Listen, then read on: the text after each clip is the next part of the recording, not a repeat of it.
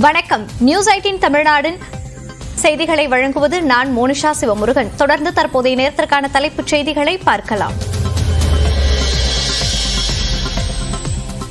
தமிழ்நாட்டின் 50வது தலைமைச் செயலாளராக முருகானந்தம் பொறுப்பேற்பு. பூங்கொத்து கொடுத்து வாழ்த்திய முதலமைச்சர் மு.க. ஸ்டாலின்.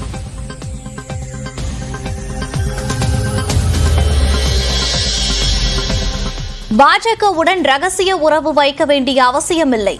எதிர்க்கட்சித் தலைவர் எடப்பாடி பழனிசாமிக்கு முதலமைச்சர் மு.க. ஸ்டாலின் பதில். நாங்களாம் ரகசிய உறவுலாம் வச்சுக்க வேண்டிய அவசியமே இல்லை.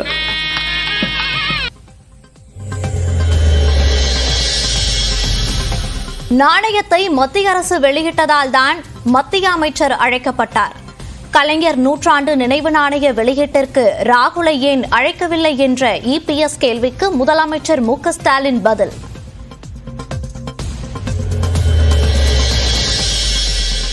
முதலமைச்சரின் இணைச் செயலாளராக தூத்துக்குடி ஆட்சியர் லட்சுமிபதி நியமனம். பொது நூலகத்துறை இயக்குநர் இளம் பகவத் தூத்துக்குடி ஆட்சியராக இடமாற்றம்.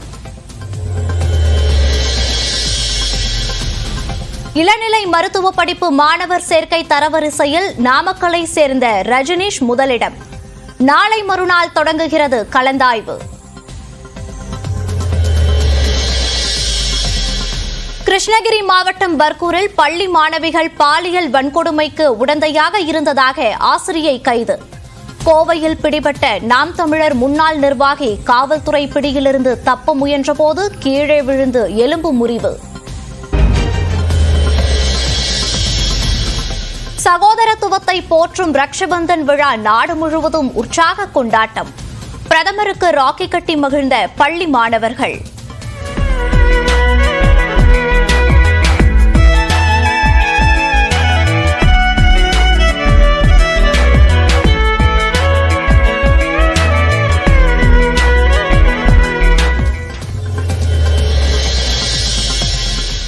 திருவாரூர் அருகே இளவாங்கார்குடியில் பெண் கழுத்தறுத்து கொலை. நகைகள் கொள்ளை போன நிலையில் காவல்துறை விசாரணை. திருச்சி மாநகராட்சியுடன் மாடக்குடி கிராமத்தை இணைக்க எதிர்ப்பு. ஆட்சியர் அலுவலகத்தை முற்றுகையிட்டு பொதுமக்கள் போராட்டம்.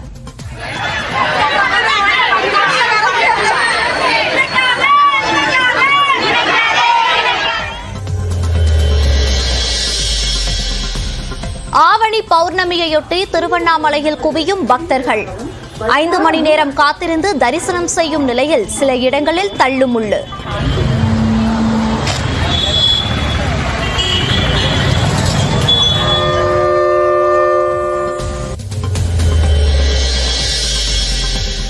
அமலாக்கத்துறை தொடர்ந்த வழக்கில் சென்னை சிபிஐ நீதிமன்றத்தில் திமுக எம்பி ஆர் ராசா ஆஜர். விசாரணைக்கு ஆஜராவதிலிருந்து விலக்களிக்க கோரி மனு மீது அமலாக்கத்துறை பதிலளிக்க நீதிபதி உத்தரவு. இளம்பெண் கூட்டு பாலியல் வன்கொடுமையை கண்டித்து தஞ்சாவூர் மாவட்டம் பாப்பநாட்டில் கடையடைப்பு. உண்ணாவிரத போராட்டத்திலும் ஈடுபட்டுள்ள பொதுமக்கள்.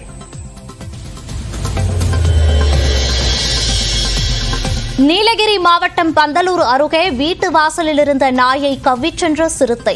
கூண்டு வைத்து பிடிக்க வேண்டும் என பொதுமக்கள் கோரிக்கை.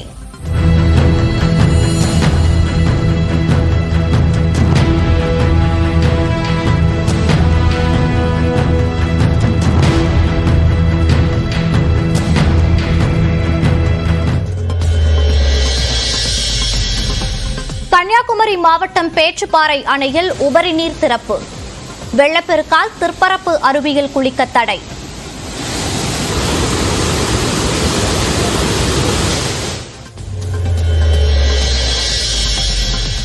நில முறைகேடு தொடர்பாக தன் மீது விசாரணை நடத்த உத்தரவிட்டதற்கு கர்நாடக முதலமைச்சர் சித்தராமையா எதிர்ப்பு. கர்நாடக ஆளுநரின் உத்தரவை ரத்து செய்ய கோரி உயர்நீதிமன்றத்தில் மனு. தமிழ்நாட்டின் 50வது மற்றும் புதிய தலைமைச் செயலாளராக முருகானந்தம் பொறுப்பேற்றுக் கொண்டார்.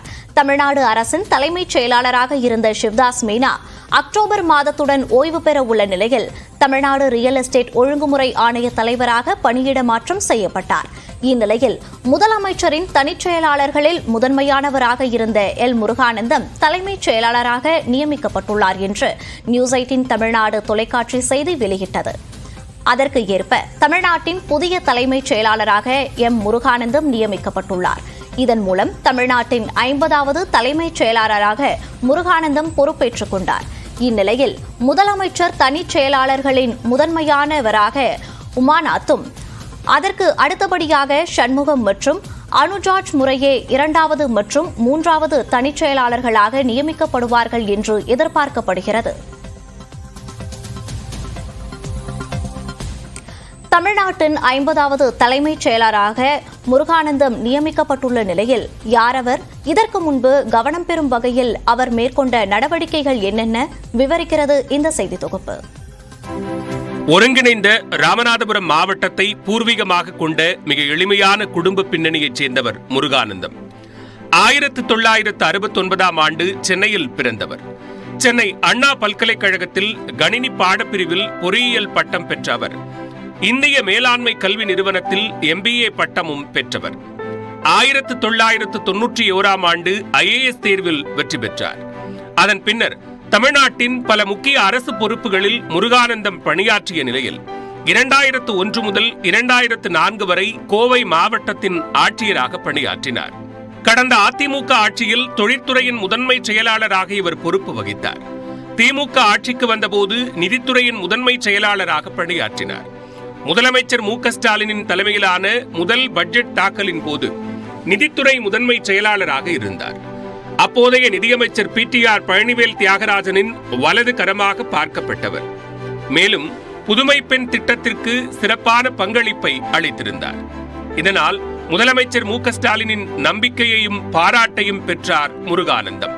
கடந்த மே மாதம் முதலமைச்சரின் முதன்மை செயலாளராக இருந்த உதயச்சந்திரன் நிதித்துறை செயலாளராக மாற்றப்பட்ட போது நிதித்துறை செயலாளராக இருந்த முருகானந்தம் முதலமைச்சரின் முதன்மை தனிச் செயலாளராக நியமிக்கப்பட்டார். முதலமைச்சருக்கு மொத்தம் 4 தனிச் செயலாளர்கள் உள்ள நிலையில் அதில் முதலிடத்தில் இருந்தார் முருகானந்தம். இந்நிலையில் மாநிலத்தின் அதிகார மட்டத்தில் மிக உயரிய பதவியான தலைமைச் செயலாளராக நியமனம் செய்யப்பட்டுள்ளார். பொதுப்பணித்துறை, நகர் மற்றும் ஊரமைப்பு துறை உள்ளிட்ட பல்வேறு துறைகளில் 30 ஆண்டுகளுக்கும் மேலாக பணியாற்றியுள்ளதால் அனைத்து துறை அதிகாரிகளுடன் அதிகம் பழக்கமானவர் என்றும் தமிழ்நாடு குறித்து நன்கு அறிந்தவர் என்றும் அரசு வட்டாரத்தில் பேசப்படுகிறது.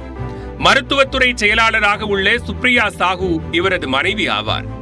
தமிழ்நாடு IAS அதிகாரிகள் பதவி மூப்பு வரிசையில் சுப்ரியா சாஹூவே கணவர் முருகானந்தத்திற்கு அடுத்த இடத்தில் உள்ளார். இவரும் முருகானந்தத்தை போல 1991 பேட்சை சேர்ந்தவர். முதலமைச்சர் மு. க. ஸ்டாலின் அமெரிக்க பயணம் மேற்கொள்ள உள்ள நிலையில் தலைமைச் செயலாளராக முருகானந்தம் நியமிக்கப்பட்டுள்ளது முக்கியத்துவம் வாய்ந்ததாக பார்க்கப்படுகிறது. தூத்துக்குடி மாவட்ட ஆட்சியராக பணியாற்றிய லட்சுமிபதி முதலமைச்சரின் இணைச் செயலாளராக நியமிக்கப்பட்டுள்ளார். தமிழ்நாட்டின் புதிய தலைமைச் செயலாளராக பொறுப்பேற்ற முருகானந்தம் அதிகாரிகளை பணியிட மாற்றம் செய்து தனது முதல் உத்தரவை பிறப்பித்துள்ளார். அதன்படி தூத்துக்குடி மாவட்ட ஆட்சியராக பணியாற்றிய லட்சுமிபதி முதலமைச்சரின் இணைச் செயலாளராக நியமிக்கப்பட்டுள்ளார். அவருக்கு பதிலாக பொது நூலகத்துறை இயக்குநராக இருந்த இளம்பகவத் தூத்துக்குடி மாவட்ட ஆட்சியராக பணியிட மாற்றம் செய்யப்பட்டுள்ளார்.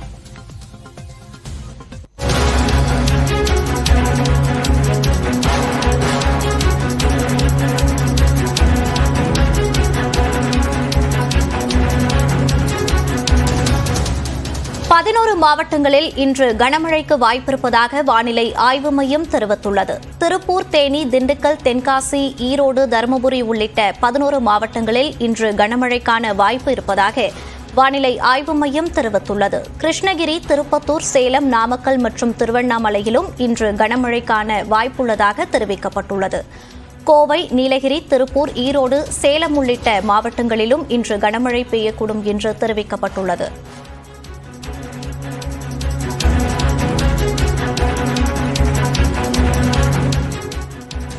சென்னையின் ஒரு சில பகுதியில் அடுத்த 48 மணி நேரத்திற்கு மிதமான மழை பெய்ய வாய்ப்புள்ளதாகவும் தெரிவிக்கப்பட்டுள்ளது.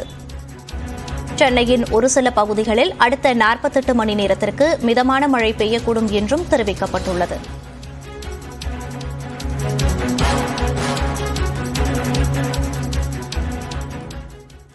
கலைஞரின் நாணயத்தை மத்திய அரசு வெளியிட்டதால் மத்திய அமைச்சரை அழைத்ததாக முதலமைச்சர் மு.க.ஸ்டாலின் விளக்கமளித்துள்ளார். பாஜகவுடன் ரகசிய கூட்டணி வைக்க வேண்டிய அவசியமில்லை என்றும் மு.க.ஸ்டாலின் கூறியுள்ளார். சென்னையில் திருவொற்றியூர் சட்டமன்ற உறுப்பினர் கே.பி. சங்கர் இல்ல திருமண விழாவில் முதலமைச்சர் மு.க.ஸ்டாலின் கலந்து கொண்டு உரையாற்றினார். அப்போது கலைஞரின் நாணய வெளியீட்டு விழா குறித்து எதிர்க்கட்சிகள் முன்வைத்த விமர்சனத்திற்கு முதலமைச்சர் பதிலளித்தார். பாஜகவுடன் ரகசிய கூட்டணி வைத்துக் கொள்ள வேண்டிய அவசியம் திமுகவிற்கு இல்லை என்று விளக்கமளித்தார். நாங்களாம் ரகசிய உறவுலாம் வச்சுக்க வேண்டிய அவசியமே இல்லை. அம்மையார் இந்திரா காந்தி அவர்களை சொன்னாங்க, கலைஞரை பொறுத்த வரைக்கும் திமுகவை பொறுத்த வரைக்கும் எதிர்த்தாலும் கொள்கையோடு எதிர்ப்பார், ஆதரித்தாலும் கொள்கையோடு ஆதரிப்பார் என்று சொல்லியிருக்கிறார். அதை பொண்ணே போதுங்கிறது. இதேபோன்று கலைஞரின் நாணயத்தில் ஹிந்தி வார்த்தை இடம்பெற்றிருப்பது குறித்து விமர்சனத்திற்கு பதிலளித்த அவர், அண்ணாவிற்கு பிறகு கலைஞரின் நாணயத்தில்தான் தமிழ் வார்த்தைகள் பொறிக்கப்பட்டிருப்பதாக கூறினார். நாணயம் வெளியிடுகிற போது ஒன்றிய அரசு இந்தியில் தான் எழுதி அப்புறம் ஆங்கிலத்தில் எழுத்துக்கள் அமைஞ்சிருக்கும். ஆக அந்த தமிழ் வெல்லும் எழுத்து தமிழ் தான் எழுதப்பட்டிருக்கு. இதை கூட அவர் பார்க்காம, இதை கூட புரிஞ்சிக்காம தெரிஞ்சிக்காம இப்படி ஒரு எதிர்க்கட்சி தலைவர் நமக்கு வந்து வாச்சிருக்கிறாரு அப்படின்னு தான் நம்ம வருத்தமாக இருக்கு.